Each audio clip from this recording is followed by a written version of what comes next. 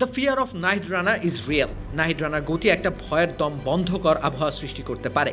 সেটার প্রতিচ্ছবি তিনি এঁকেছিলেন পাকিস্তান সিরিজের প্রথম ম্যাচে। সেই একই ধারা তিনি অব্যাহত রেখেছিলেন তৃতীয় ওয়ানডে ম্যাচেও।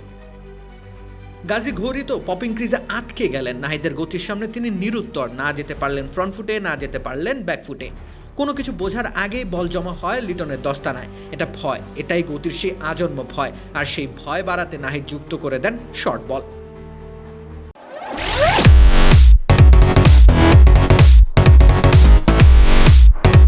এক একটি শর্ট বল যেন এক একটি ধ্বংসাত্মক ক্ষেপণাস্ত্র, যে ক্ষেপণাস্ত্রে মাস সাদাকাত ভুল উন্নীত হয়েছেন এবারে সিরিজে মোট মিলিয়ে 2 বার।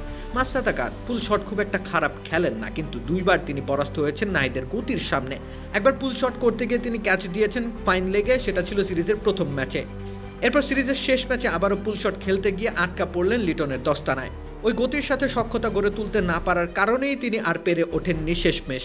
এই যে ব্যাটারকে ভরকে দেওয়া, ব্যাটারকে ভয়ে কাবু করে ফেলা, এসব কিছু করতে জানেন নাহিদ রানা।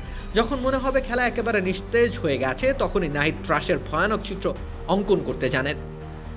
ব্যাটারের মস্তিষ্কে নিজের একটা রুদ্রমূর্তির ছবি এঁকে দিতে পারেন নাহিদ রানা। আর ঠিক এ কারণেই নাহিদ রানাকে বাংলাদেশের প্রয়োজন। ঝিমিয়ে পড়া ওয়ানডে ম্যাচের মিডল ওভারে তিনি এক দুর্ধর্ষ গতির ঝড় তুলতে সক্ষম, যে ঝড়ে লণ্ডভণ্ড হয়ে যাবে প্রতিপক্ষের পরিকল্পনা। ব্যাটাররা ভয়ে ভয়ে চালাবে ব্যাট, কিংবা ঠায় দাঁড়িয়ে রইবে পপিং ক্রিজের মধ্যখানে। রাকিব হোসেন রুম্মান, খেলা ৭১।